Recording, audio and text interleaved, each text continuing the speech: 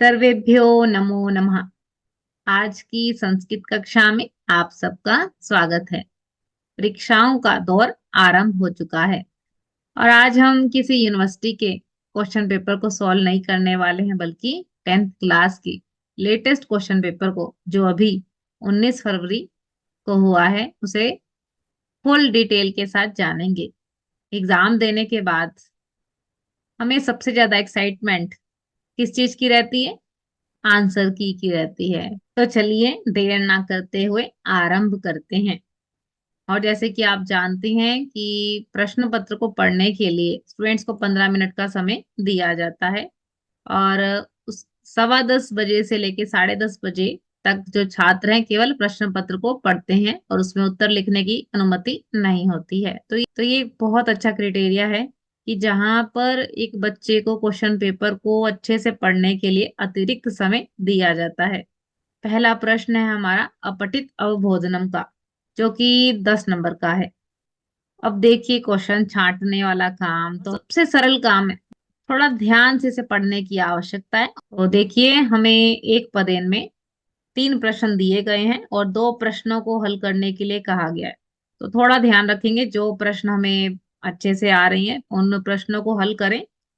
और अगर आपको अतिरिक्त भी आता है तो आखिरी में वो आप कर सकते हैं, परंतु नंबर जो है हमें 2 प्रश्नों के हिसाब से ही दिए जाएंगे। तो देखिए, पहला ही प्रश्न है सर्वभाषा नाम जननी का। पहली लाइन दे रखी है संस्कृत भाषा सर्वभाषा नाम जननी। अगला प्रश्न है अस्माकम संस्कृति का आधारिता वर्तते। इसका आंसर है अस्माकम संस्कृति संस्कृता आधारिता अस्ति। अगला प्रश्न है कस्य व्याकरणम वैज्ञानिकम। संस्कृतस्य व्याकरणम पूर्णतः वैज्ञानिकम। अपूर्ण वाक्य की तरफ बढ़ते हैं। यहाँ भी आपको 2 प्रश्नों के आंसर देने हैं और 3 प्रश्न पूछे गए हैं। पहला प्रश्न है ऐतिहासिक दृष्टया के महत्वपूर्ण स्थानम भजन्ते। थोड़ा पैराग्राफ ध्यान से पढ़िए। तो यहाँ लिखा है ऐतिहासिक दृष्टया संस्कृते लिखिता ग्रंथा वेदा महत्वपूर्ण स्थानम भजन्ते। तो पूर्ण वाक्य के पहले प्रश्न का उत्तर आपका ये है। दूसरा प्रश्न है वर्तमान समये शिक्षण कौशलादिषु सर्वेषु क्षेत्रेषु के स्व प्रतिभा प्रदर्शनम कुर्वन्ति। कि वर्तमान समय में शिक्षण कौशल आदि के सभी क्षेत्रों में कौन है जो अपनी प्रतिभा का प्रदर्शन कर रहे हैं? तो यहाँ पर इसका उत्तर है, देखिए संस्कृतस्य अध्येतारः। जितने भी संस्कृत के अध्ययन करने वाले हैं तो वो बहुत सारी विधाओं में अपनी प्रतिभा का प्रदर्शन कर रहे हैं। तीसरा प्रश्न है संस्कृत भाषाया अध्ययनम कीदृशम अस्ति। आखिरी पंक्ति में इस प्रश्न का उत्तर है कि संस्कृत भाषाया अध्ययनम जीवन मूल्य परकम और जीवन वृत्ति साधकम च अस्ति। अगला प्रश्न है हमारा अस्य अनुच्छेदस्य कृते उपयुक्तम शीर्षकम। टाइटल बताना है, यानी संस्कृत भाषा की इंपॉर्टेंस बताई है। तो हमारा जो टाइटल बनेगा, शीर्षक बनेगा, वह संस्कृत भाषाया महत्वम। अगला प्रश्न है यथा निदेशम उत्तरत। केवल प्रश्न त्रयम। यहाँ भी आपको 3 प्रश्नों को हल करना है। पश्चाम इति क्रियापद से कर्तृपदम की। पश्चाम हमारी क्रिया है और कर्तृपदम यानी सब्जेक्ट पूछा गया है। पश्चाम कहाँ पर आता है? हमारा दृश्य धातु का लट लकार है और ये है उत्तम पुरुष का बहुवचन पश्याम। तो इसके साथ हम क्या लगाते हैं? वयम। तो आप इसको यहाँ पैराग्राफ में भी बहुत आसानी से ढूंढ सकते हो। देखो, वयम पश्यामः। तो पश्यामः क्रिया है और इसका कर्तृपद है वयम। अगला प्रश्न है समुचितम इति विशेषण पदस्य विशेष्य पदम किम। अब आपको पैराग्राफ में समुचितम पदम देखना है और इसके साथ वाला वर्ड आपका विशेषण पद है। और एक ट्रिक भी बता देते हैं आपको। देखिए, जैसे ये कैसे वर्ड में अगर हलंत विसर्ग कुछ ऐसा लगा होता है ना, तो वहां से भी आप इन प्रश्नों को हल कर सकते हैं। देखिए, समुचितम के साथ क्या मैच हो रहा है? समाधानम। तो आप इसको पैराग्राफ में भी देख सकते हैं। देखिए स्टूडेंट्स, यहाँ इसका उत्तर समुचितम समाधानम। ठीक है, तो ये हमारा विशेष्य पद है। अगला प्रश्न है हानय इति पदस्य विपर्य पदम। इस प्रश्न के हल के लिए आपको पैराग्राफ में पढ़ने की आवश्यकता नहीं है, क्योंकि हानि का विपरीतार्थक लाभ ही होता है, यानी सी ऑप्शन इसका उत्तर है। अगला है अध्यतारा इति कर्तृपदस्य क्रियापदम की।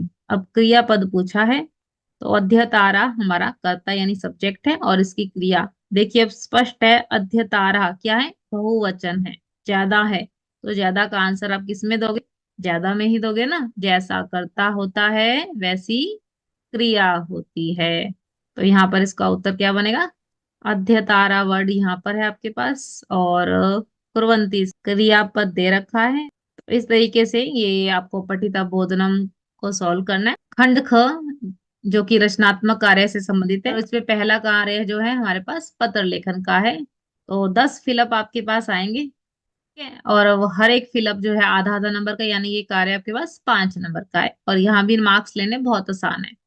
अब आपको करना क्या है? सबसे पहले टाइटल अच्छे से पढ़ लेना लेटर का, ठीक है। उसके बाद आपको मंजूषा में वर्ड्स दिए हेल्प के लिए, तो उनको भी बहुत ध्यान से पढ़ लेना है। फिर जाके आपको पत्र को सॉल्व करना है।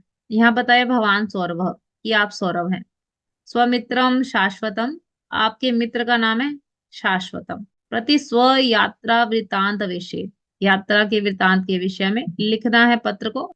मंजूषाया, और मंजूषा यानी बॉक्स में कुछ वर्ड्स आपको दे रखे हैं, उसकी हेल्प लेनी है, ठीक है। मित्र का नाम क्या है? शाश्वत है, ये आपने टाइटल में ही देख लिया था, ठीक है। जो जो आप यूज करते जाने हैं मंजूषा में टिक मार्क करते जाएं या नंबरिंग देते जाएं, ठीक है। और ये कार्य सारा आपको आंसर शीट पे करना है, क्वेश्चन पेपर पे कुछ भी नहीं लिखना, ठीक है स्टूडेंट्स। सर स्नेह अपने मित्र को प्रेम भरा नमस्कार करेंगे, यानी कि 2 नंबर दीजिए नमो नमः को। आगे देखते हैं। अब हम पत्र लिखते हैं तो सबसे पहले क्या करते हैं? अपना हाल चाल बताते हैं, दूसरे का पूछते हैं ना। अतः सर्वम कुशलम तत्रास्तु, यहाँ सब कुशल है, वहां भी वैसा हो। गतमा से अहम डैश गतवान, कहाँ गया मैं? शिमला गया। किसके लिए गया? घूमने के लिए, इसलिए भ्रमणाय को लगाए आप 3 नंबर, और यहाँ फिल करते जाएं कि गत माह से अहम भ्रमणाय, घूमने के लिए मैं शिमला गया। तत्र पर्वता नाम दृष्टवा, वहां पर्वतों को देखकर मम मनः अतीव जातम, मेरा मन क्या हुआ? प्रसन्न जातम। साथ साथ आप थोड़ा अर्थ बनाने का प्रयास करें। तत्र पर्वता नाम, पर्वतों का क्या था शिमला में? सौंदर्यम। फोर्थ फिलअप आपका सौंदर्य बन गया। तत्र डैश पर्यावरण वर्तते, अब वहाँ वातावरण कैसा है वहां पे? एक शुद्धम आएगा, शुद्ध वातावरण था वहाँ। शिमला डैश राजधानी अस्ति, शिमला किसकी राजधानी है? हिमाचल प्रदेश की। अतः तत्र सर्वतः विकास दृश्यते, देशात् विदेशेभ्यः च पर्यटकाः भ्रमणाय डैश आगच्छन्ति, देश विदेश से लोग यहाँ घूमने के लिए आते हैं। कहाँ घूमने के लिए आते हैं? शिमला। अहम अपि शिमला भ्रमणम कृत्वा आत्मनम डैश मन्ये, तो शिमला का भ्रमण किया, घूम के आया। अब क्या करें? आत्मनम, अपने आप को धन्य मान रहा हूँ, मैं बहुत ही सुंदर जगह पर घूम के आया हूँ, तो धन्य आ जाएगा यहाँ पर 9th फिलअप में। और लेटर के एंड में क्या हम बताएंगे? अपना नाम, ठीक है। तो सबसे पहले टाइटल में आपको दे रखा था कि आप कौन है, भगवान सौरभ करके दिया था। तो इस तरीके से आपको लेटर फिल करना है, ठीक है। अगला कार्य हमारे पास है, प्रदत्तम चित्रम दृष्ट्वा मंजूषायाम प्रदत्त शब्दानाम सहायतया पंचवाक्यानि संस्कृतेन लिखत। ये एक मंजूषा में आपको कुछ वर्ड्स दे रखे हैं, एक चित्र साथ में दे रखा है, ठीक है। और आपको 5 वाक्य संस्कृत में बनाने हैं, और ये कार्य आपके पास 5 नंबर के हैं। तो इस चित्र को बड़े ध्यान से देखना है। तो अब देखिए, इस बार के पेपर में आपको एक ही चित्र में बहुत सारे चित्र दे दिए हैं। तो इसकी मंजूषा को भी देख लेते हैं। सुंदरानी, अब ये चित्र हैं, बहुत सुंदर सुंदर दृश्य हैं। अनेकानी, अनेक हैं चित्र हैं। ऐतिहासिक स्थानों के ये चित्र हैं। भवनानी, बहुत बड़े बड़े भवन है यहाँ पे। तो इस चित्र में हमें नौका भी दिख रही है, नद्याम, और नौका ये कहाँ पे दिख रही है? नदी में दिख रही है। ताजमहल भी हमें दिख रहा है इसमें, ठीक है। पर्वताहा, पर्वत भी है यहाँ। संति मंदिरम, रक्त दुर्ग माने लाल किला। तो हम पहले पॉइंट में क्या बताते हैं कि यह चित्र किस चीज का है? तो हम बता देंगे इदम चित्रम किसका है? ये ऐतिहासिक स्थानों का है, ठीक है। ऐतिहासिक स्थानों का है, खाना नाम कर दीजिए अस्ति। अब हमें क्या दिख रहा है? हम एकस्मिन चित्रे बहूनि चित्राणि सन्ति, एक ही चित्र में बहुत सारे चित्र हैं। और क्या दिख रहा है हमें? ए तस्मिन चित्रे भी ठीक है, अस्मिन चित्रे भी ठीक है। इस चित्र में क्या दिख रहा है? ताजमहलम अस्ति। एक पंक्ति ऐसे बना सकते हैं, अस्मिन चित्रे रक्त दुर्गम यानी लाल किला अपि अस्ति। ठीक है। कि एकस्मिन् चित्रे नद्यां, नदी में, नौका चलति, अत्र सर्वाणि चित्राणि सुंदराणि, सभी चित्र क्या है, सुंदर हैं। तो इस तरीके से 5 वाक्य आपको बना लेने हैं। आपकी हेल्प के लिए ये सारे मंजूषा में वर्ड दे रखे हैं, आपने चित्र देखना है और इन वर्ड्स की हेल्प लेके 5 वाक्यों को बनाना है। इस चित्र को देखकर अगर आप संस्कृत के वाक्य ना बना पाए तो इसके लिए भी चॉइस है आपके पास। तो चलिए देखते हैं। मम प्रिय पुस्तकम, इससे रिलेटेड आपको 5 लाइनें लिखनी है संस्कृत में। तो मंजूषा में कुछ वर्ड्स दे रखे हैं तो पढ़ लेते हैं। मम मेरा, पठने पढ़ने में, महति ज्यादा, ज्ञान से ज्ञान का, साधनम भगवत गीता, तो पुस्तक का नाम हम भगवत गीता दे देंगे। पुस्तकम प्रियम, रुचि गीता या मतलब गीता में। भंडारः कर्मयोग, कर्मयोग के विषय में है, भक्ति योग भी है। अर्जुनम प्रति उपदेश, सबसे पहले टाइटल का ही नाम आ गया, मम प्रिय पुस्तकम भगवत गीता अस्ति। उसके बाद दूसरी पंक्ति देखें। मम पठने महति रुचि अस्ति, मेरी पढ़ने में बहुत रुचि है। अगली पंक्ति देखते हैं क्या बनती है। गीतायाम, गीता में किस विषय के ऊपर बात की है, कर्म योग की बात की है, भक्ति योग की बात की है, तो इसको हम जोड़ सकते हैं। गीता में, गीतायाम कर्मयोग भक्ति योग विषयम अस्ति। और क्या बना सकते हैं हम, गीतायाम भगवान श्री कृष्ण, गीता में भगवान श्री कृष्ण किसको उपदेश देते हैं, अर्जुनम उपदिशति, अर्जुन को उपदेश देते हैं। ठीक है। गीताया उपदेश, गीता का उपदेश किसके लिए, सर्वेशाम कृते अस्ति, सबके लिए। और क्या बना सकते हो, गीता ज्ञान से साधनम अस्ति, गीता ज्ञान का साधन है। तो इस तरीके से आपको 5 पंक्तियां संस्कृत में बनानी है। ठीक है फ्रेंड्स। अगला प्रश्न है, संस्कृत में अनुवाद करने हैं आपको। और देखिए यहाँ भी चॉइस है आपके पास, लिखे केवलम वाक्य पंचकम, यानी 5 वाक्य बनाने हैं और 7 वाक्य दिए गए, यानी 2 में ऑप्शन है। जो सरल लगे पहले वही अटेम्प्ट करें, अगर आपको अतिरिक्त भी आता है तो आखिरी में उनको आप कर सकते हैं। और ये कार्य आपके पास 5 नंबर का है। मधुर मेरा मित्र है, पुल्लिंग नाम के साथ आपको विसर्ग का प्रयोग करना है। मेरा मित्र है, मेरे के लिए मम मित्रम अस्ति। अगला है वाक्य, अनेक लोग उद्यान में घूम रहे हैं। अनेक लोग, अनेक के लिए लगाओ अनेक के, लोग के लिए कितने हैं, ज्यादा, बहुवचन ना, तो जनाह करिए। उद्यान में घूम रहे हैं, उद्यानम भ्रमंती। चलिए अगला वाक्य, हम सब घर जा रहे हैं। हम सब के लिए हम संस्कृत में क्या बोलते हैं, वयम। वयम जैसा करता है वैसी ही क्रिया बना दीजिए। जा रहे हैं यानी लट लकार का प्रयोग है। गच्छामः, कहाँ जा रहे हैं, घर जा रहे हैं, तो वयम गृहम गच्छाम। अगला वाक्य है, रमा ने कल संस्कृत गीत गाया। रमा ने गीत गाया, किसका वाक्य है ये, लंग लकार यानी पास्ट का है। तो पहले कर्ता हमने लिख दिया, तो कर्ता जैसा है वैसे ही क्रिया का प्रयोग होगा। रमा हमारे प्रथम पुरुष में आता है, क्रिया यहाँ बनी लंग लकार में अगायत। क्या गाया, कल संस्कृत गीत गाया। कल के लिए आप किया लगाएं, तम संस्कृत गीतम अगायत। अगला है, विद्यालय में 100 शिक्षक हैं। विद्यालय में हमने लगाई सप्तमी विभक्ति, ये बना विद्यालय। 100 के लिए शतम क्या है, शिक्षक, शिक्षक हैं, शिक्षकाः। ज्यादा हो गए तो संति। ठीक है फ्रेंड्स। अगला वाक्य है, कल 10 बजे परीक्षा होगी।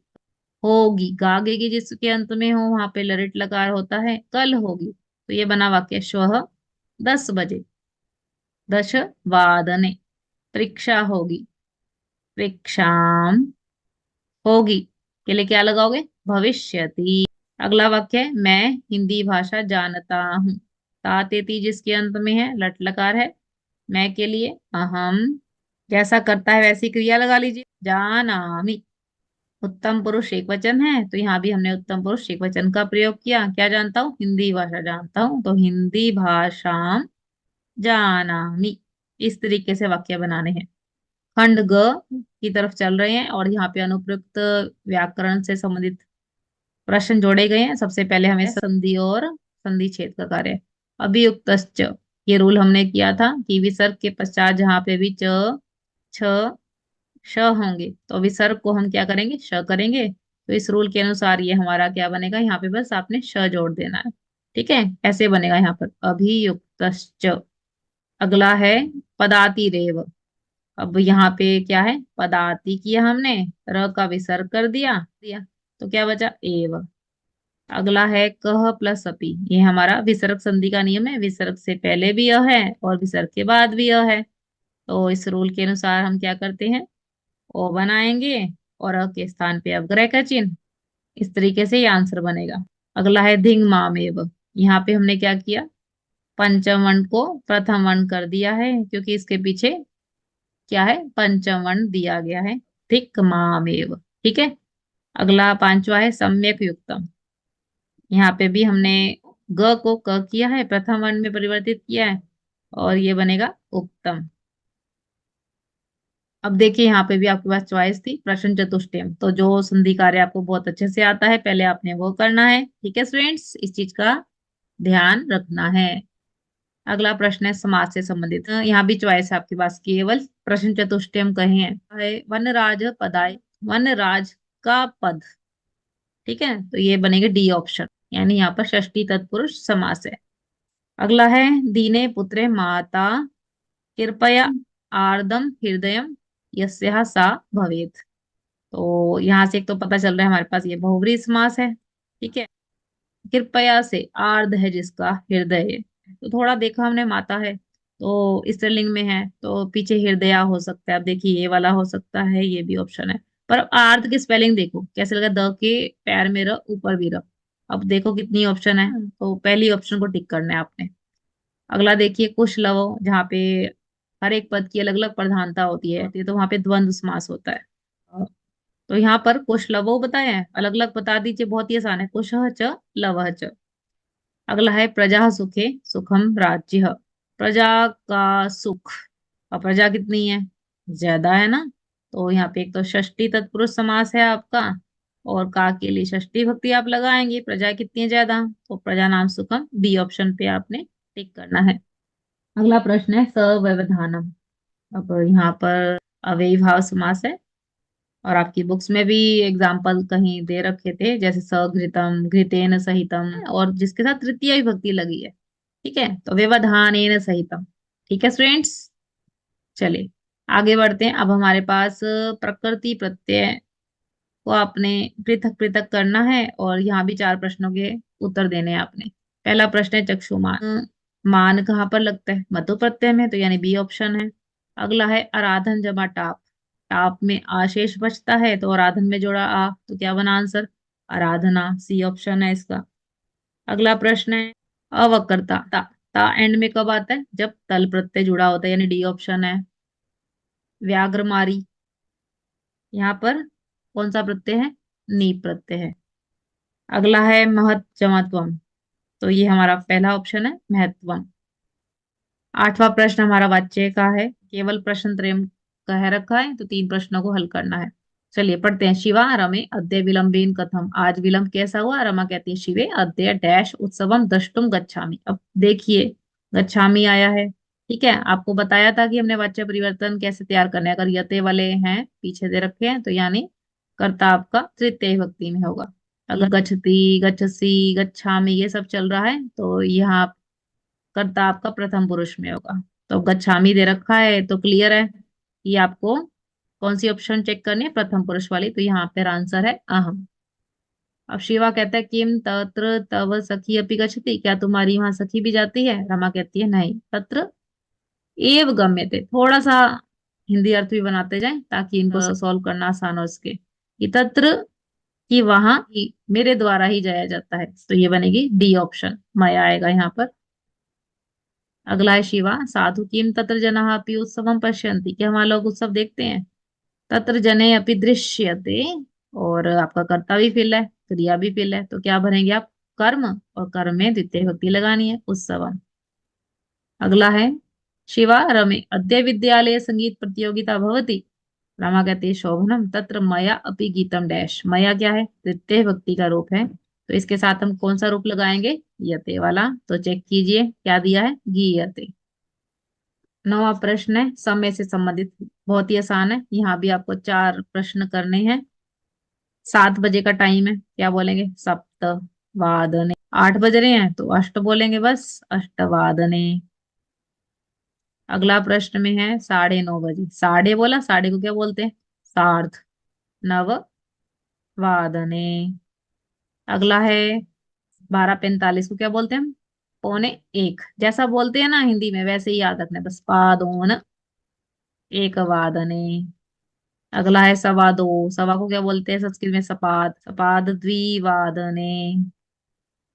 ठीक है, तो इस तरीके से आपको समय लिखना है। अगला प्रश्न है 10वां, अव्यय पद से संबंधित। गंगा हिमालयात् प्रभवती यमुना डैश। यमुना कुतः प्रभवती। अगला फिलअप है विद्यालय डैश कार्यक्रम भविष्यति। भविष्यति किसको बता रहा है? लरिट लकार को। और इन मंजूषा में जो वर्ड है श्वः, किसको बताता है? लरिट लकार को। विद्यालय में कल कार्यक्रम होगा। अगला फिलअप है आपका डैश वृष्टि प्रवत। वृष्टि माने वर्षा, प्रारब्ध माने हुई वर्षा, अचानक बारिश शुरू हुई, तो तीसरा बना सहसा। चौथा देखते हैं धनस्य डैश प्रयोग मा करियो। धन का वृथा यानी बेकार प्रयोग मत करो। ठीक है, 3 फिलअप कर लिए तो आपको पता है जो बचा है वो हमारा चौथा फिलअप ही होगा। ठीक है, चलिए नेक्स्ट है हमारे पास अशुद्धि से संबंधित प्रश्न पूछा गया है, और यहाँ भी आपको 3 प्रश्नों के उत्तर देने हैं। क्रीड़ा क्षेत्रे छात्रा पठत। छात्रा क्या है? आपको बताया था मैंने कि अगर आकार डंडा और विसर्ग होता है तो ये बहुवचन को बताता है ना, प्रथम पुरुष का बहुवचन है। तो जैसा करता होगा वैसे ही आपको क्रिया का प्रयोग करना है। तो आप देखिए क्या आंसर बनेगा? पठंती। बस टिक मार्क कर दीजिए। ठीक है, अगला है हिय। अब हिय किसको बताता है? पास्ट को, यानी बीता हुआ कल। अब बीते हुए कल के साथ और यहाँ पे भविष्यति दे रखा है। भविष्यति तो लिट लकार का रूप है, और हिय एक तरफ बीता हुआ कल है, तो यानी पास्ट के साथ आपको पास्ट ही लगाना है। तो इनमें से पास्ट देखिए कौन सा है? लंग लकार अभवत है। ठीक है, सी ऑप्शन। अगला है बलिवर्ध शरीरेण दुर्लभ। अब बलिवर्ध क्या है आपके पास? पुल्लिंग का वर्ड है, तो पुल्लिंग के साथ पुल्लिंग वाला ही लगाना है, तो ये ऑप्शन आएगा। अगला प्रश्न है महावृक्ष सेवितव्य। महावृक्ष की सेवा करनी चाहिए। महावृक्ष की बना तो सी ऑप्शन है, महावृक्ष से सेवितव्य। चलिए अगला प्रश्न है हमारा खंड ग में पठित अवबोधनम। यहाँ पे आपको गद्यांश पद्यांश और नाट्यांश से संबंधित प्रश्न पूछे जाएंगे। तो बहुत ही आसान है, पैराग्राफ आपको अच्छे से पढ़ना है। ठीक है, एक पदेन है अ, सुपुष्ट देह क आसीत, यानी कि सुपुष्ट देह मतलब जो शरीर से बलवान था वो कौन था? आरक्षी था। ये आपका पहला आंसर है। अगला है अभियुक्ताय भारवतः कस्य वहनम दुष्करम आसीत। किसका वहन करना मुश्किल था? शवस्य स्कंदेन वहनम। शव को कंधे पर उठाना मुश्किल था, किसके लिए? अभियुक्त के लिए। अगला है प्रश्न कृष्ट काय क अस्ति। शरीर से कृष्ट कौन था? कौन था? अभियुक्त। चलिए अगला प्रश्न है पूर्ण वाक्य। यहाँ भी आपको 2 प्रश्नों के उत्तर देने हैं। पहला है आरक्षी अभियुक्तम प्रतिदंड विषय की प्रोच उच्चई हसत। देखिए इस लाइन को आपने ढूंढना है और ये लिखना है यह चौर्याभियोगित्वम वृक्ष वर्ष त्रयस्य कारादंडम लप्यसे इति प्रोच उच्चई हसत। ठीक है, अगला प्रश्न है अभियुक्तः कया क्रन्दन्ति स्म। भार वेदनया क्रन्दन्ति स्म। अगला प्रश्न है उभौ शवम आनीय कुत्र स्थापितवन्तौ। कहाँ रखा था उन्होंने शव? एकस्मिन् चत्वारे स्थापितवन्तौ। अब है निर्देशानुसार उत्तर। तो यहाँ भी आपको 2 प्रश्नों को हल करना है। पहला प्रश्न है त्वं वर्ष त्रयस्य कारादंडम लप्यसे अत्र वाक्य कर्तृपदम किम। बहुत ही आसान है, त्वं यहाँ पर कर्तृपदम है। अगला है चोरिताया इति विशेषण पदस्य विशेष्य पदम की। अब आपको क्या करना है? पैराग्राफ में ये वर्ड ढूंढना है चोरिताया, इसके साथ वाले जो वर्ड लगा है वो हमारा विशेषण पद है, और एक जैसी फॉर्मेशन होती है। अभी आपको दिखाते हैं कैसे। चोरिताया मंजूषाया, तो मंजूषाया ऑप्शन आपकी सही है। अगला है प्रणम्य इति पद से प्राय पदम। इसका पर्याय पद क्या है? अभिवाद्य, प्रणाम नमस्कार करना। अब पैराग्राफ में भी देख लीजिए जहां से हमने से लिया है, ये देखिए न्यायाधीशम अभिवाद्य। ठीक है, तो इस तरीके से आपको ये गद्यांश सॉल्व करना है। उसके बाद पद्यांश है। धनम पिता यच्छति पुत्राय बाल्ये विद्या धनम महत् पितास्य किम तपस्तेपे इति युक्तिस्तत्कृतज्ञता। एक पदेन उत्तरत, केवल दो प्रश्नों को उत्तर देना है। पहला प्रश्न है, पिता कदा विद्याधनम यच्छति, पिता कब देता है विद्याधन? बाल्ये। तो पहला उत्तर बनेगा बाल्य काल में ही पिता अपने पुत्र को विद्याधन देता है। अगला प्रश्न है, पिता कस्मई विद्याधनम, किसको देता है? पुत्र को देता है, तो पुत्राय आ जाएगा। अगला है, क तपह तेपे, कौन तप करता है? अब पिता का ही तप है ना, तो अपने पुत्र को बाल्यकाल से, बाल्यावस्था से पढ़ा रहा है, विद्याधन की प्राप्ति करवा रहा है। पूर्ण वाक्य में देखते हैं, यहाँ भी दो प्रश्नों को आपको हल करना है। का उक्ति कृतज्ञता, कौन है जो कृतज्ञ रहेगा? पिता पढ़ा रहा है पुत्र को विद्याधन, तो पुत्र ही रहेगा हमेशा कृतज्ञ। अगला है, पिता पुत्राय कीदृशम विद्याधनम यच्छ, देखिए कैसा धन? बड़ा धन, महत आएगा, महत्वपूर्ण धन, बहुत बड़ा धन दे रहा है पिता अपने पुत्र को। अगला प्रश्न है, पिता पुत्राय बाल्ये कीदृशम धनम यच्छति, कैसा धन देता है? विद्या धन देता है। अगला है, सुतायति पदस्य प्रयतः, क्या होता है? सुत क्या होता है? बालक, पुत्र, लिखे पुत्राय। अगला प्रश्न है, महत इति पदस्य विशेष्य पदम की, महत के साथ कौन सा विशेष्य पद लगाए? क्या लगाए? विद्याधनम। अगला प्रश्न है, यच्छति इति पदस्य कर्तृपदम, आपके यच्छति के साथ कर्तृपदम क्या है? सब्जेक्ट बताना है अब हमें, पिता इसका आंसर है। अगला प्रश्न है हमारा, नाट्यांश से समझ देने प्रश्नों के उत्तर देने हैं छांट छांट के। तो पहला प्रश्न है, लवस्य गुरु नाम की, लव के गुरु कौन है? वाल्मीकि। अगला प्रश्न है, लव कुश गुरु नाम क पृच्छति, कौन पूछता है? लव कुश के गुरु का नाम कौन पूछता है? राम पूछते हैं। अगला प्रश्न है, लवस्य पितु नाम कह जानाति, लव के पिता का नाम कौन जानता है? कुश जानता है। अगला प्रश्न है, वाल्मीकि केन संबंधेन लव कुशयो गुरु अस्ति, जानते जाइए, देखिए किस संबंध से है वो उनके गुरु? उपनयन संस्कार किया था इसलिए वो गुरु है इनके। तो उपनयन उपदेश। अगला है, कुश स्वपितु नाम किम ज्ञापति, किसके द्वारा जानता है? कुश अपने पिता का नाम उसकी माता ने बताया था, अम्बा बोलते हैं माता को। यो जनकस्य नाम वेदितुम इच्छति, कह, कौन है जो लव कुश के पिता का नाम जानना चाहता था? राम, राम जानना चाहते थे। अगला प्रश्न है, निदेशानुसार उत्तर, वाल्मीकि पदस्य विशेषण पदम की, वाल्मीकि के साथ किस पद का प्रयोग किया है? देखते हैं क्या यूज किया है? भगवान। अगला है, जानामि इति पदस्य कर्तृपदम की, अब जानामि कहाँ पर आता है? उत्तम पुरुष के है, तो इसका जो कर्तृपद होगा अहम होगा। ठीक है। अगला प्रश्न है, माता इति पद से प्राय पद, प्रायवाची क्या है? अम्बा। चलिए अगला प्रश्न है हमारा प्रश्न निर्माण से संबंधित। ठीक है, तो यह आत्मनः श्रेय इच्छति, जो अपने श्रेय की इच्छा रखता है या क्या इच्छा रखता है, तो किम बनेगा। अगला है, सुरभि, सुरभि पुत्र से दैन्यम दृष्टवा रोदती, सुरभि गाय का नाम है, तो यहाँ पर प्रश्न बनेगा का। अगला है, मानुषात, तो यहाँ बनाएंगे कस्मात। अगला है, काकः कृष्ण भवति, कौआ कैसा है? कृष्ण है, कौआ काला है। ठीक है, तो हम क्या लगा सकते हैं? विशेषता है ना, तो कीदृशम लगाना चाहिए हमें। अगला है, हरित तरुणाम, तो यहाँ पर क्या बनेगा? केशाम। नहीं, चलिए 16वां प्रश्न देखते हैं। अन्वय पूरयित्वा, अन्वय पूरा करना है, मंजूषा में से वर्ड छांटने और लिखने, बहुत ही आसान है। अब क्या करना है, देखो आपको ये जो श्लोक दिया है अच्छे से पढ़ लेना है, जो जो इस वर्ड मिस है वो आपके आंसर बन जाएंगे। जैसे देखा, प्रस्तर तले लता तरु गुल्मः नो भवन्तु पिष्टा, अब देखिए पहली लाइन में क्या आएगा? लता तरु गुल्मः, ये आपका 1 नंबर हो जाएगा। चलो अगला है, इसी लाइन में हमारे पास क्या दिया था? भवन्तु, तो दूसरी ऑप्शन में हम भवन्तु भर देंगे। निसर्गे डैश सभ्यता, अब देखिए इसमें क्या फिलअप रह गया हमारे? पाषाणी आएगा, और एक फिलअप में आएगा सयाद, निसर्गे पाषाणी आ जाएगा। ये तीसरा फिलअप है हमारा। पाषाणी, और चौथा फिलअप हमारा से आता है। ठीक है, तो इस तरीके से हमें ये फिलअप करने हैं। अब इसके साथ देखिए चॉइस दे रखी है, अथवा जो आसान लगे वो आप कर सकते हैं। केवलम यहाँ भी मंजूषा दे रखी है, आपको एक श्लोक दे रखा है, इसमें से भी ऐसे ही छाटोगे सेम, वन ए केवलम पढ़ लेना है। अगर आपको थोड़ा ध्यान से पढ़ना है और कुछ नहीं। एक एव खगो, तो एक ऑप्शन आ जाएगा। ठीक है, एव कैसा था, एक क्या था, चातक था, तो दूसरा ऑप्शन में आप चातक भरेंगे। चातक स्वाभिमानी पक्षी वस्ती, स डैश वाम्रियते।